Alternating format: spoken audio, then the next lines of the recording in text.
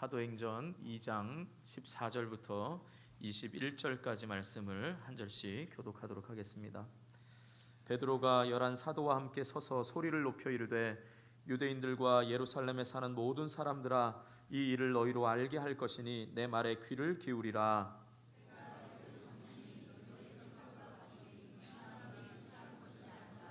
이는 곧 선지자 요엘을 통하여 말씀하신 것이니 일러스되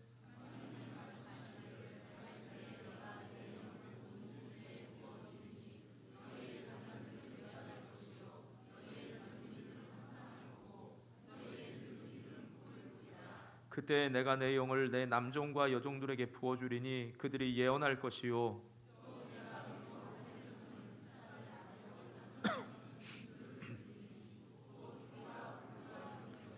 주의 크고 영화로운 날이 이르기 전에 해가 변하여 어두워지고 달이 변하여 피가 되리라. 누구든지 주의 이름을 부르는 자는 구원을 받으리라 하였느니라. 아멘.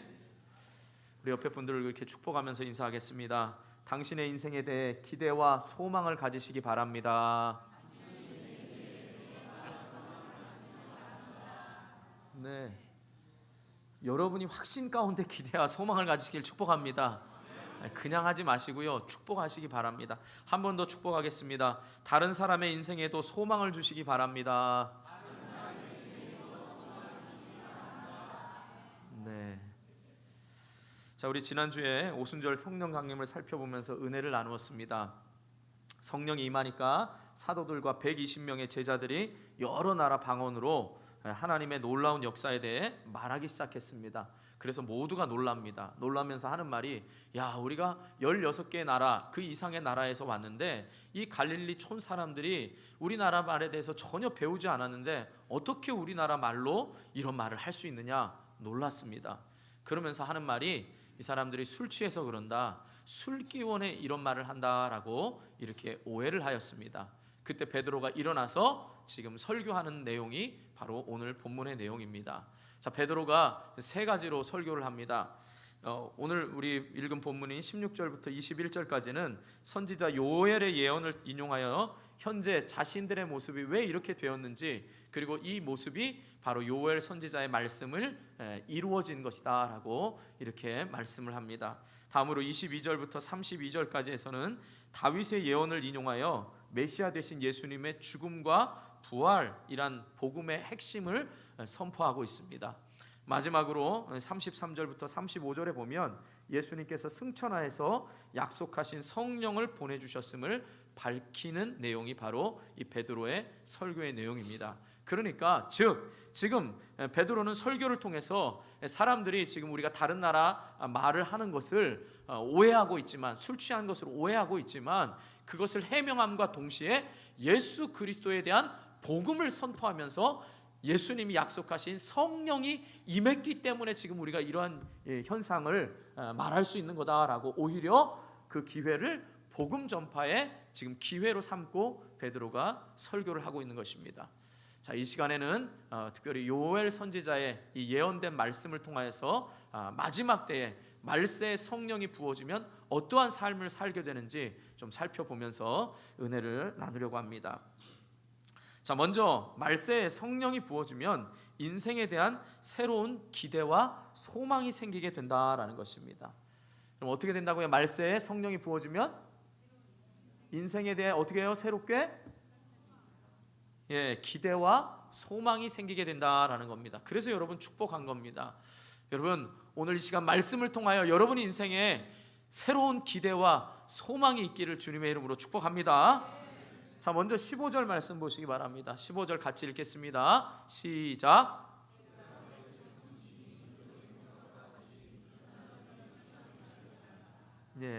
자신들이 성령이 충만한 것이 술 취한 것이 아니라고 합니다.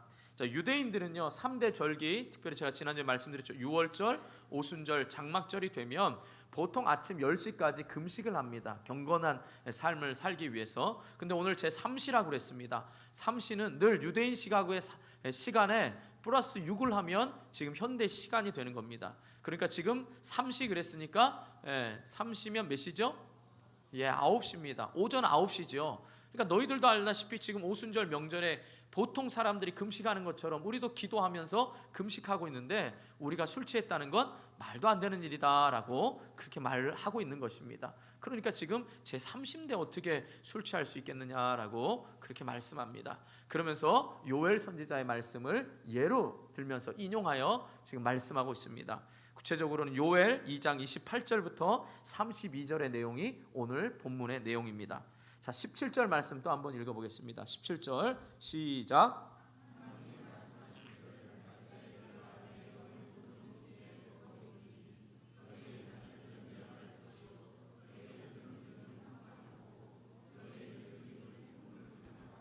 예. 자, 그런데 이 말씀이 요엘 2장 28절에 보면 스크린 한번 보시기 바랍니다. 자, 같이 읽습니다. 시작. 그 위에 내가 내 영을 만민에게 부어주리니 너희 자녀들은 장래일을 말할 것이며 너희 늙은이는 꿈을 꾸며 너희 젊은이는 이상을 볼 것이며. 예, 뭔가 다른 것 보셨습니까? 한 번 더 좀 띄워주세요. 그리고 여러분 본문 보시기 바랍니다. 예, 그리고 한번 17절 보세요. 읽은 거 뭐가 다르죠? 시작부터가 다릅니다. 한번 보세요. 뭐라고 되어 있죠? 베드로는 말세라고 했는데 요엘은 뭐요? 그 후에 이렇게 말합니다. 자, 요엘 시대의 말세는요, 그 후에 이 말은 막연한 시대를 얘기했습니다. 그리고 유대인들이 생각할 때 말세는 어떤 거냐면 이사야 2장 2절과 미가 4장 1절에 보면 유대인들에게 있어의 말세는 메시아가 와서 이 세상을 심판하러 오실 때를 이야기합니다.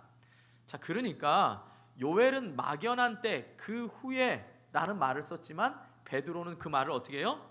말세다라고 말했습니다. 이게 굉장히 통찰력이 있는 겁니다. 그래서 오늘 말씀의 제목이 바로 뭡니까? 말세 마지막 날에 성령이 부어지면입니다. 자, 이것을 제가 뒤에 구체적으로 말씀을 드리겠지만, 자, 이 얘기인 겁니다. 요엘은 그게 언제인지는 모르는 그 후에 성령이 부어질 거다 얘기했지만 베드로는 지금 성령이 예수님이 승천하시고 오순절에 성령의 역사가 일어나는 그 시점부터 바로 예수님이 다시 오실 때까지 이 기간이 말세면서 구체적으로 예수님이 이 땅에 계시는 동안부터 다시 오실 그때까지가 말세다라고 이렇게 보고 있는 겁니다. 그러니까 더 쉽게 이해하면 성령이 임한 오순절 사건부터 베드로는 말세로 보고 있는 겁니다. 이해하셨습니까? 제가 마지막에 더 자세히 얘기하겠습니다. 자, 요엘은 분명히 말세를 그 후에라는 말이 막연한 그 후에 언젠간 모르지만 그때가 말세가 오겠다 이렇게 말하지만 베드로는 분명히 그 말세가 성령이 임한 그때부터 주님이 다시 오실 때까지를 말세로 보고 있다라는 사실입니다.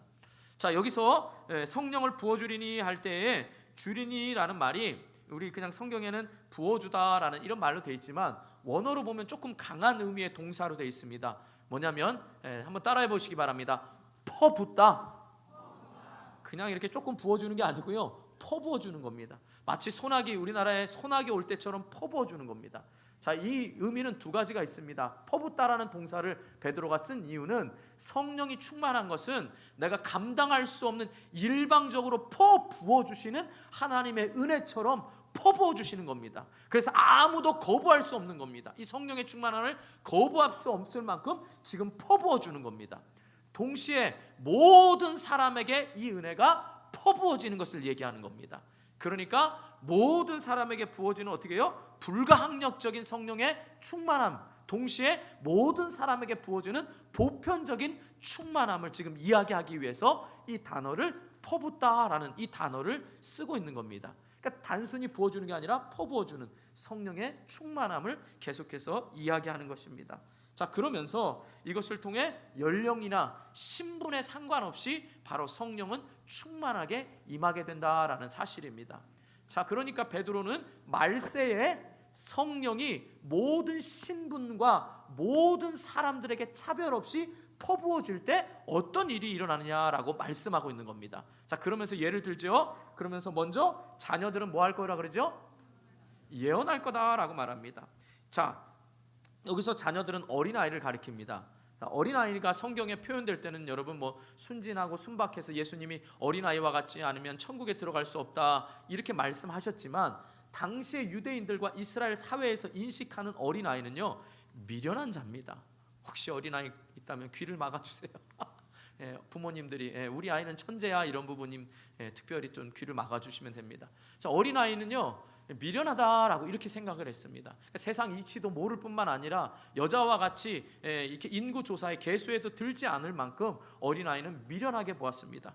그래서 잠언 22장 15절에 보면 아이의 마음에는 미련한 것이 얽혀 있으니 징계하는 채찍이 이를 멀리 쫓아내리라. 그러니까 아이는 징계의 채찍을 대야 된다는 겁니다. 왜요? 아이는 미련한 것이 얽혀 있기 때문에 옳은 일을 행하지 못하니까 매를 통하여서 이 얽혀 있는 걸 풀어줘야 된다 이 말입니다.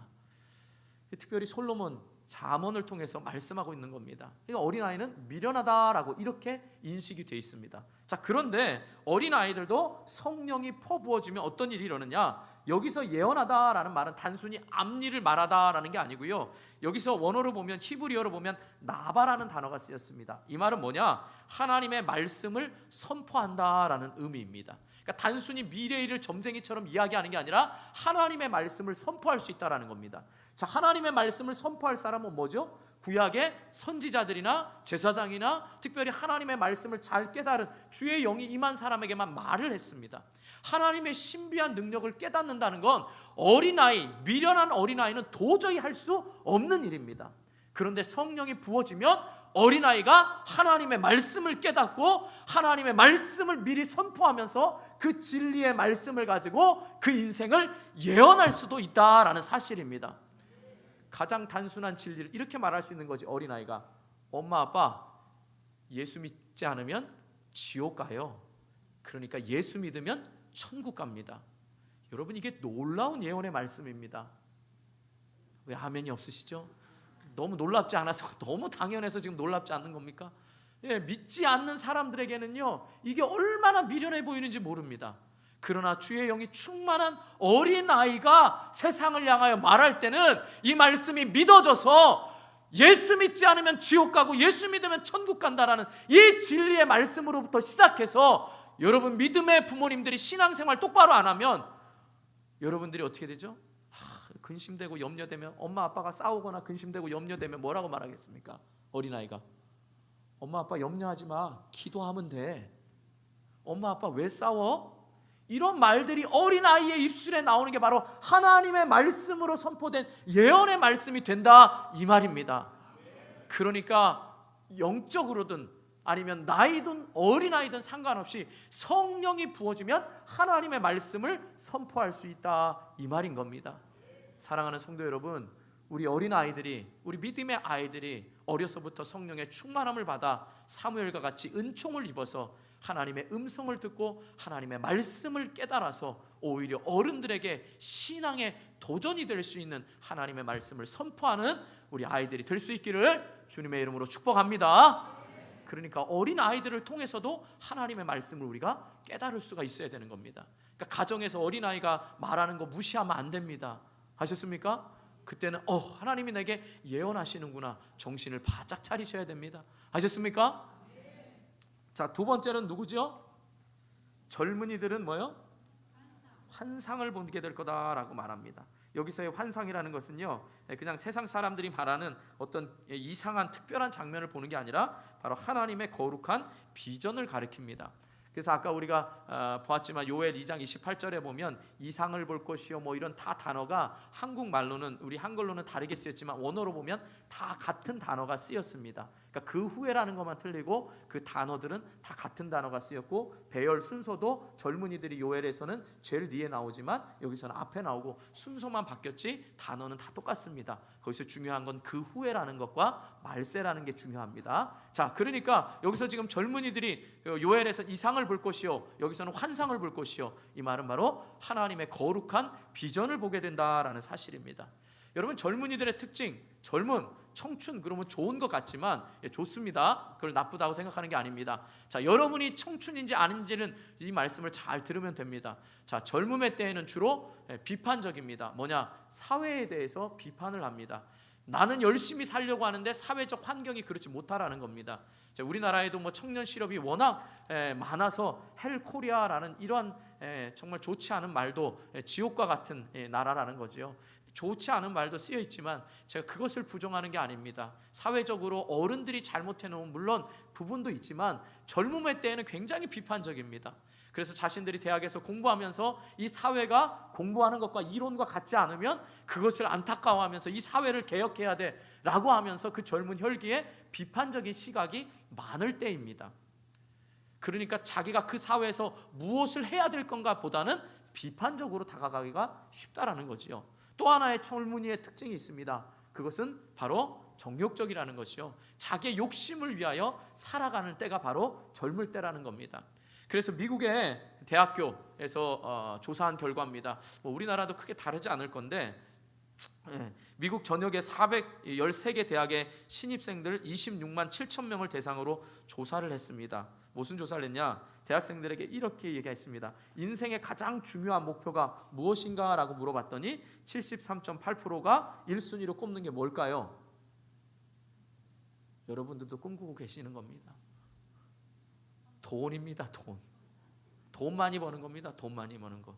여러분 너무 아니어서 지금 제가 너무 다른 말을 해서 지금 그렇게 인상을 쓰고 계시는지 모르겠지만 우리나라 젊은이들도 아마 대등소이할 겁니다. 아마 제일 인생에 꿈꾸는 게 돈입니다. 그런데요, 이 조사가 2년마다 계속 되어지는데 67년부터 이 조사가 계속 진행되었는데 67년도에는 이 질문에 대학생들의 85.5%가 돈이 아니라 의미 있는 삶, 가치 있는 삶을 1순위로 꽂았다는 겁니다. 그런데 점점 돈이 되었습니다. 우리 어르신들 한번 생각해 보세요. 여러분들 할 때는 돈이 제일 우선이었습니까? 아니면 가치 있는 삶, 보람 있는 삶이었습니까? 그래서 뭐요? 호랑이는 죽어서 가죽을 남기고 사람은 죽어서 뭐요?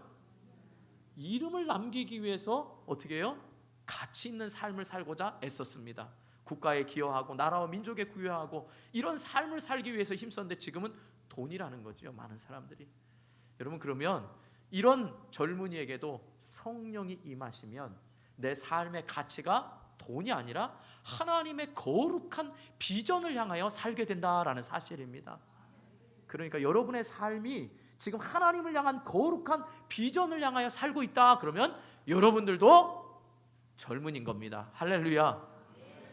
예. 사랑하는 성도 여러분, 우리의 가치가 돈에 있지 않음을 압니다. 그렇다고 제가 돈 벌지 말라는 말이 아닙니다. 여러분의 행복을 조금만 누려라 이런 말도 아닙니다. 여러분의 그 행복과 가치가 어디로부터 나오는 것을 분명히 깨닫게 되는 게 바로 성령이 임하면 바로 그러한 삶을 살게 된다라는 사실입니다. 자, 마지막 세 번째로 이제 그다음 누가 나오죠? 예, 좀 말이 좀 어감이 거시기해서 그럽니까? 왜 말을 안 하십니까? 누가 어떻게 한다고요? 늙은이들이 꿈을 꾸리라라고 말씀합니다. 자, 여기서의 꿈은요, 그냥 잠잘 때 꾸는 꿈이 아니고요, 하나님 안에서의 소망을 이야기합니다. 그러니까 하나님 나라의 소망을 갖는 꿈을 꾼다라는 사실입니다. 자, 그런데 어르신들, 늙은이라 그러면 굉장히 기분 나쁘니까, 자, 어르신들이 특징이 있습니다. 그건 뭐냐?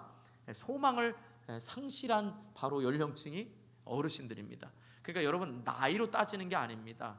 여러분 안에 소망을 상실했으면 그게 바로 내가 늙었다라는 증거입니다. 왜 늙었냐? 여러분 어르신들의 대부분의 관심은요, 남이 아니고요, 자기입니다. 여러분 대부분 여러분은 뭐 가족과 손자 손녀일 것 같지요. 그러나 그것은 여러분이 건강할 때 그렇습니다. 건강하지 않으면 어떻게 하죠? 어르신들은 늘 내 몸이 걱정입니다. 안 아픈 곳이 없고요. 아프기 때문에 만사가 귀찮아집니다.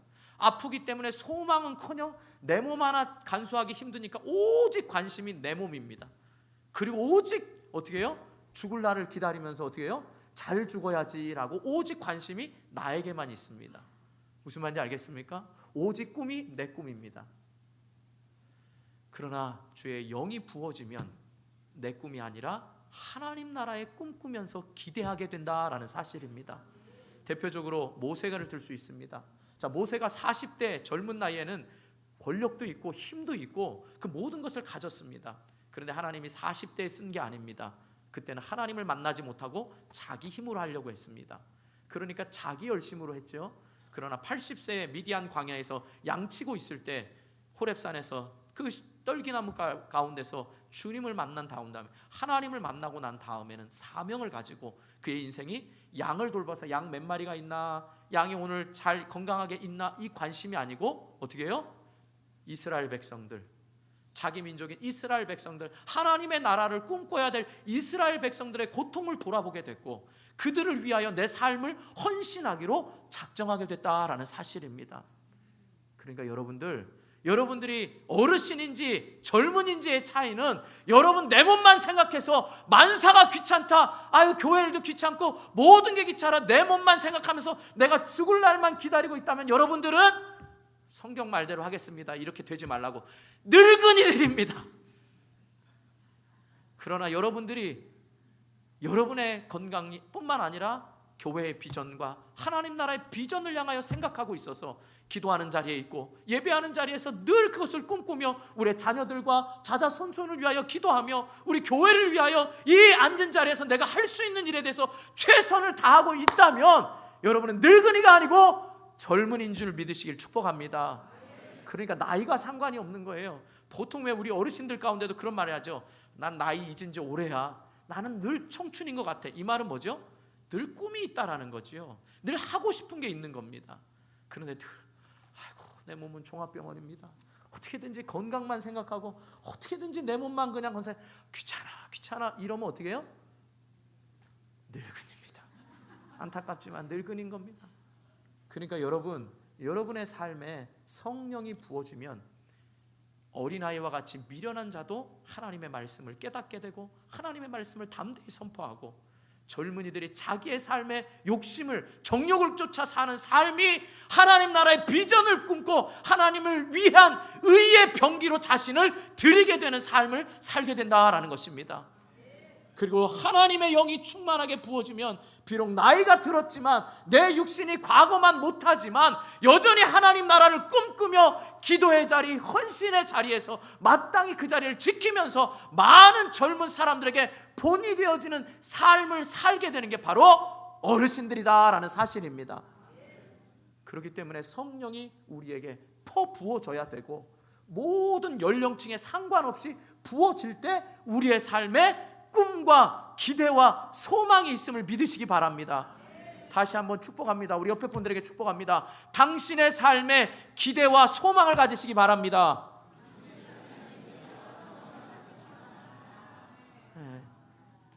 이렇게 말해도 기대와 소망은 멀리 있고 아이고 내 몸이야, 지금 계단 내려가기도 힘든데 이렇게 생각하면 안 됩니다. 아셨습니까? 그래서 베드로는 더 확신 있게 이야기를 합니다. 어린아이, 젊은이, 그 다음 어르신뿐만 아니라, 자 18절 한번 읽어보겠습니다. 18절 시작.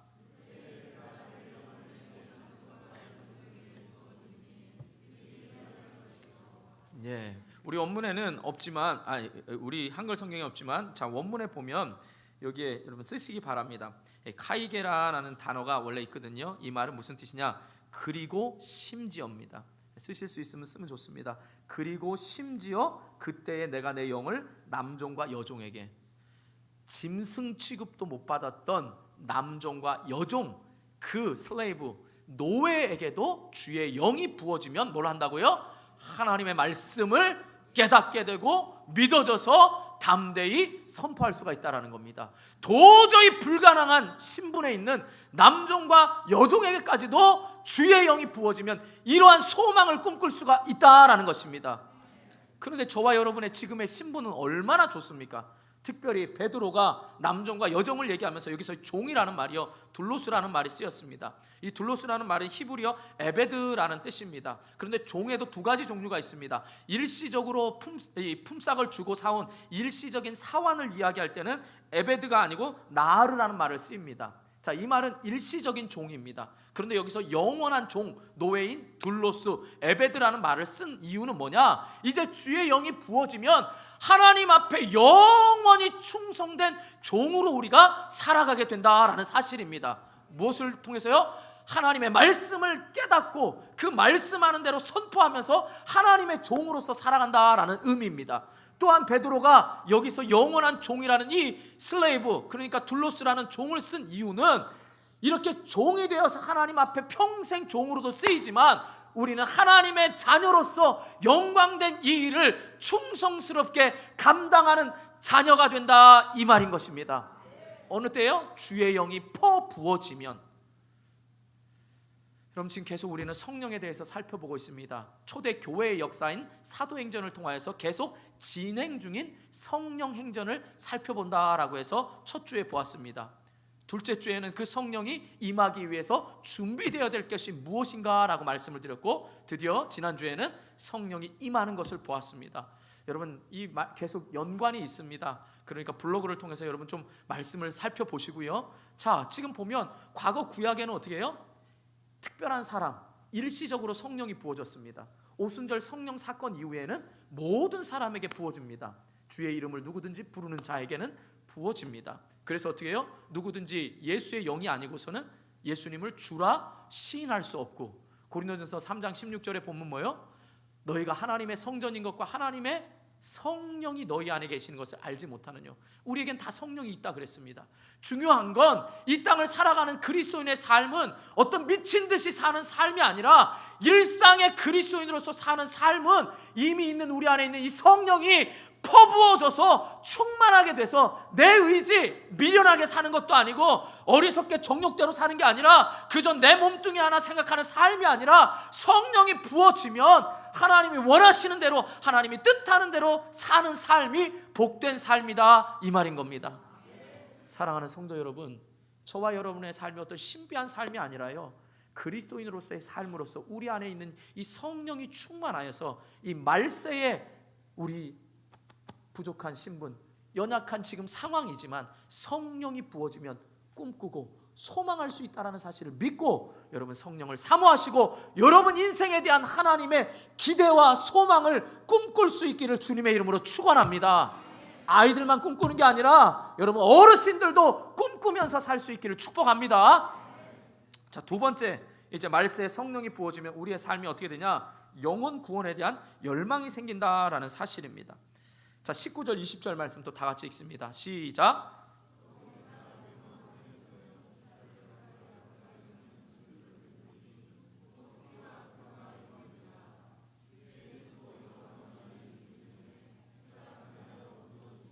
달이 변하여 피가 되리라. 자, 이 종말의 지금 상황을 이야기하는 겁니다. 성령이 부어지면 이렇게 되고 그때가 되면 종말이 온다라는 게 요엘 지금 베드로가 말하고 있는 거죠. 자, 그런데 이 말씀이 종말의 징조가 마태복음 24장 29절에 예수님이 말씀하셨습니다. 스크린 한번 보시고 읽겠습니다. 같이 읽습니다. 시작. 그날 환난 후에 즉시 해가 어두워지며 달이 빛을 내지 아니하며 별들이 하늘에서 떨어지며 하늘의 권능들이 흔들리리라. 자, 예수님의 예언과도 같습니다. 종말이 되면. 자, 그런데 19절과 20절의 내용만 보면 심판이 강조되는 것처럼 보입니다. 그렇죠? 이제 마지막 때가 이렇게 되면, 그러나 21절을 보면 문맥상으로 강조하는 게 21절입니다. 자, 21절 우리가 잘 아는 말씀입니다. 같이 크게 읽어보겠습니다. 시작.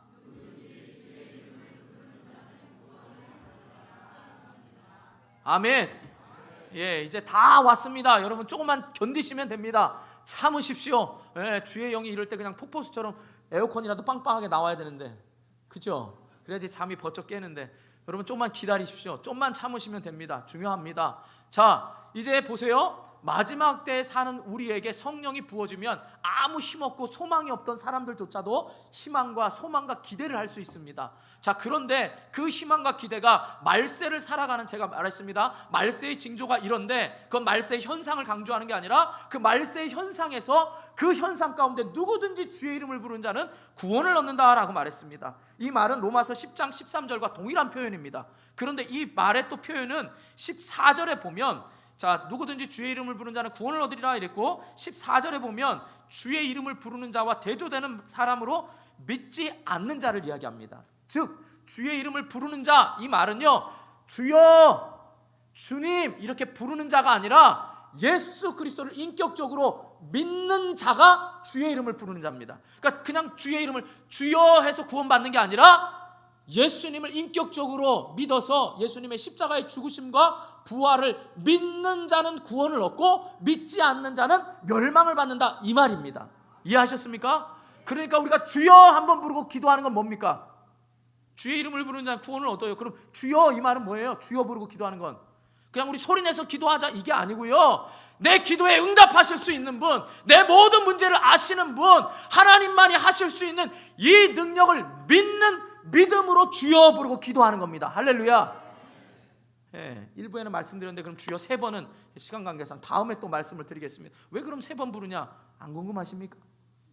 예, 안 궁금하시는 분이 많아서 다음에 말씀을 드리겠습니다. 자, 그렇기 때문에 여기서 중요한 건 뭐겠습니다? 주의 이름을 부르는 자예요. 말세에 당할 이때에 주의 이름을 부르는 자는 구원을 얻는 겁니다. 자, 말씀을 여러분 앞에서부터 다시 잘 정리해 보겠습니다. 요엘이 말할 때는 그 후에입니다. 어느 때인지 모르지만 그 후에 메시아가 올 때 종말이었지만, 베드로가 말하는 분명한 종말은 언제부터냐? 성령이 임할 그때부터 주님이 다시 오실 때까지가 종말이라는 겁니다.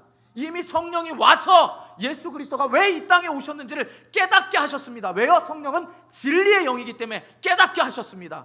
그런데 이 땅을 살아가고 있는 많은 유대인들은 그 종말을 메시아가 오실 거로만 생각했지만, 베드로가 말하는 건 뭡니까? 이미 메시아 예수 그리스도가 오셨다는 겁니다. 그리고 다시 오실 것을 약속하셨기 때문에 이제부터의 모든 삶은 종말인 겁니다. 그러니까 너희들이 그 예수를 믿으면 구원을 얻는다라는 겁니다. 이걸 강조해서 그 다음부터 내 말을 들으라 그러면서 다윗의 예언을 통하여서 예수 그리스도의 죽으심과 부활과 승천을 설교하고 있는 겁니다. 이제 이해하셨습니까? 자, 이 과정 속에서 그럼 우리가 생각해야 될 게 뭡니까? 여러분, 우리 그리스도인들이 종말 그러면 언제입니까? 1992년에 다미 선교회 때문에 종말 그러면, 종말을 강조하다 보면 어떻게 하죠? 이단처럼 느껴집니다. 그러나 여러분, 우리 그리스도인들이 분명히 알아야 됩니다. 베드로가 말한 분명한 종말은 성령이 부어주는 순간부터, 여러분이 예수를 믿는 순간부터 주님이 다시 오실 것을 기대하면서 살아가는 이 모든 우리의 삶이 종말을 향한 주님 오실 것을 예비된 삶이라는 걸 믿으시길 축복합니다. 그렇기 때문에 그것이 충만해지면 어린아이처럼 예언하고 젊은이처럼 환상을 보며 종말을 바라보며 하나님 나라를 꿈꾸며 우리는 지금 살아가고 있는 삶이라는 겁니다. 그러니까 여러분, 한번 제가 예를 들어보겠습니다. 지금 북한이 미사일을 쏴서 전쟁이 났습니다.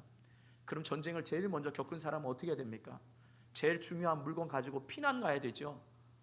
안 그렇습니까, 여러분? 그러면 그 전쟁이 났기 때문에 피난 가는 모습과 전쟁 났다, 여러분 피하세요, 이 소리와 그들의 모습을 보고 우리도 어떻게 해요? 피하게 되죠. 안 그렇습니까, 여러분? 그러면 저와 여러분이 이 땅을 살아갑니다. 성령 충만해서 말세에 사는 삶을 살아갑니다. 그러면 이보시오, 여러분들, 지금은 말세입니다. 어린아이를 통하여서 예수 믿으면 천국이고 안 믿으면 지옥입니다. 이렇게 예언의 말씀이 아이들에게서부터 우리 어른에게까지 계속 강조가 돼야 됩니다. 그러면 말세를 살아가는 우리의 삶의 모습은 어때야 됩니까? 우리의 모습이 피난 갈 때 중요한 것만 싸가지고 가는 이 삶이 돼야 되는데, 가치 있는 삶이 돼야 되는데, 여러분이 전쟁 나고 말세라고 피난 가면서 어떡하죠? 괜찮아, 오지 않을 거야, 우리 집은 안 무너질 거야. 그러니까 어떻게 하죠? 하나 둘 차하고 이삿짐 센터 부르고 포장이사 불러가지고 그렇게 피난 갑니까? 안 그럽니다. 그러면 세상 사람들이 우리를 보고 피난 가야 될 이유는 뭡니까? 저 사람들이 사는 모습을 보니까, 말세를 살아가는 저 사람들의 모습을 보니까 중요한 것이 뭔지를 알고 살아가면서 지금 우리의 삶이 무엇을 가치 있게 두고 살아가야 되는지를 저들이 보고 우리처럼 사는 삶을 살게 된다, 이 말인 겁니다. 그렇기 때문에 우리가 성령이 충만해지면, 말세를 살아가는 성도가 충만해지면 저들에게 말세라라고 증거도 할 뿐만 아니라 말세의 삶이 어떻게 해야지는 걸 보여주는 겁니다. 이단처럼 모여가지고 재산 다 바치고 주님 오실 거니까 곧 오실 거니까 이렇게 사는 삶이 아니고요, 하루하루가 주님 오신 날을 기대하면서 더 가치 있는 삶을 살면서 이 땅의 허탄한 것에, 돈 버는 것에 집중하는 게 아니고요, 이 땅에 내 몸 건강하는 데 집중하는 게 아니고요, 무엇이 더 중요한지를 알고 살아가는 것을 보여주는 삶이다, 이 말인 겁니다. 여러분, 전쟁 났는데 중요한 거 안 하고, 불 났는데 여러분 중요한 거 안 챙기고 이삿짐 센터 불러서 언제 그거 합니까? 다 멸망합니다. 누가복음에 보면 12장 16절부터 21절에 보면 부자의 이야기가 나옵니다. 어리석은 부자입니다. 부자가 농사를 많이 수확을 거뒀습니다. 너무 많이 거둬서 이제 잠자리에 들면서 그 밤에 생각합니다. 야, 내일 창고 하나 더 지어야겠다. 내 재물이 정말 많으니까 창고 하나 지어야겠다. 이렇게 생각하고 있을 때 하나님이 오십니다. 성경에 말씀합니다. 하나님이 그를 찾아와서 말합니다. 어리석은 자야, 내가 오늘 밤 네 목숨을 가져가면 너는 어떡할래? 이렇게 묻습니다. 거기에 대한 어리석은 부자의 답은 없습니다. 저와 여러분에게 하나님이 묻습니다. 어리석은 그리스도인들아, 어리석은 원당교회 교인들아, 너희들이 성령이 충만하게 부어지면 너희들의 삶이 오늘 하루하루가 그리스도인으로서 이 땅에 죽어가는 영혼들에게 지금 영적 전쟁과 말세인데 어떻게 살아야 될 것을 가르쳐 줘야 되는데, 어리석은 그리스도인들아, 너희들도 재산을 쌓아두고 너희들도 모든 것 다 가져가려고 이렇게 살고 있느냐, 주님이 말씀하시지 않겠습니까? 종말은 두 가지입니다. 우주적 종말, 우리가 말하는 지구가 멸망하고 우주가 절망하는 게 멸망입니다. 또 하나는 개인적 종말입니다. 개인적 종말은 개인의 죽음입니다. 여러분, 내일 우리가 어떻게 될지 모릅니다. 오늘 어떻게 될지 모릅니다. 오늘 이 사회가, 세계에서 너무 엄청난 일들, 테러가 일어나고요, 주차해놓은 차가 풀려가지고 200m를 달려가서 행인을 죽이기도 하고, 나는 가만히 있는데 뒷차가 와서 받지를 않나, 별의별 일들이 세상에 다 일어납니다. 그렇다면 여러분, 저와 여러분의 그리스도인의 삶에 주님이 오셔서 네 생명 내가 오늘 가져가야겠다라고 말할 때 여러분의 삶이 가치 있는 삶을 사셨습니까? 누구야, 내가 오늘 밤 네 생명을 데려가면 어떡할래? 내가 너에게 성령을 기름부터 부어주고 교회를 세워서, 이 사도행전 12장에 보고 또 19장에 보면 주의 말씀이 세력을 얻어 흥왕하여 점점 강성하여졌더라 라고 말합니다. 여러분, 이렇게 생각해 보십시오. 제가 극단적인 비유를 드는 겁니다. 제 모습이 얼마나 여러분 초라한지를 한번 보세요. 제가 목사인데 이제 1년 6개월 정도 됐습니다, 우리 교회 온 지. 근데 제가 벌써부터 걱정합니다. 야, 내가 은퇴하려면 지금 한 10 몇 년이죠? 19년, 뭐 18년 6개월 남았는데, 야, 내가 은퇴 잘해야 될 텐데, 내가 원로가 돼야 될 텐데, 사람들 마음에 이게 나쁜 감정 주면 안 되는데, 적을 만들면 안 되는데, 내가 은퇴할 때 뭘 하지? 내가 미국에 가야 될까? 그러려면 내가 평소에 돈을 많이 모아놔야 될 텐데 어떡하지? 내가 잘리면 어떡하지? 그러니까 성도들 좋아하는 말씀을 해야지, 설교도 빨리 끝내야지, 농담도 많이 해야 되지, 웃는 예화도 많이 들어야지. 여러분, 제 마음속에 이렇게 마음을 갖고 산다면 그 행복합니까? 여러분, 불쌍해 보이지 않습니까? 더 불쌍하게 얘기해야 됩니까? 비참한 겁니다. 오늘 하루, 이 주일에 하나님이 저와 여러분에게 말씀하시는 이 말씀이 저와 여러분에게 생명이 되기를 축복합니다. 그러니까 우리 인생에 내일에 소망이 있고 기대가 있는 겁니다. 맨날 죽을 날 걱정하면서, 맨날 내 인생의 노후를 그렇게 철저히 걱정하면서 하나님 나라의 노후는 왜 걱정을 안 하냐라고 물으시는 겁니다. 사랑하는 성도 여러분, 교회가 존재하는 이유는 기도해서 어디 가서 소나무 뿌리 가지고 막 랄랄라 하면서 쎄쎄쎄 하면서 랄랄라 시시시 도도도 이렇게 하는 게 아니고요, 주의 말씀을 붙들고 그 말씀을 예언하면서 내 삶의 형편이 어린아이 같고 미련해 보이고 못 배우고, 내 삶이 지금 아무 가진 것 없고 젊음을 다 잃어버리고, 그런 삶에서 비판하지 아니하고요, 이 환경이 어떻다라고 말하지 않고요, 여전히 하나님 나라를 꿈꾸고 가고 있는 저와 여러분을 통해서 하나님은 말씀의 세력을 얻고 강성하여 하나님의 나라를 확장시켜 줄 줄 믿습니다. 이게 교회가 존재하는 이유고 저와 여러분에게 성령을 주시는 하나님의 이유임을 믿으시기 바랍니다. 이렇게 우리가 성령을 지금 보고 있는 겁니다. 그래서 이 성령 행전이 우리 교회를 통하여 계속 가자고 얘기를 하는 겁니다. 그래서 베드로가 이 말씀을 가지고, 말세는 성령이 부어지는 이때부터 주님 오실 때라는 거예요. 우리가 주님을 믿는 순간부터 말세인 거예요, 여러분. 그러니까 우리 삶이 어떤 삶을 살아야 되는지를, 그래서 내일을 소망하는 삶을 어린아이와 같이, 젊은이와 같이, 늙은이와 같이 이 삶을 살아라라고 주님이 말씀하시면서 교회를 세우셔서 이 교회를 통하여 계속 성령 행전이 이어지기를 바라는 겁니다. 그래서 베드로와 요한이 제일 먼저 가면 금과 은은 내게 없거니와 이제 내게 있는 것을 내게 주노니 곧 나사렛 예수 이름으로 일어나 걸어라라고 말했던 겁니다. 그런데 교회가 돈이 많아지니까 이제는 뭐 돈, 은과 은이 내게 없거니와가 아니고 예수 이름만 강조해야 되는데, 돈이 있으니까 그걸로 다 해결하는 거 아니겠습니까? 여러분, 차차 말씀을 또 나누겠습니다.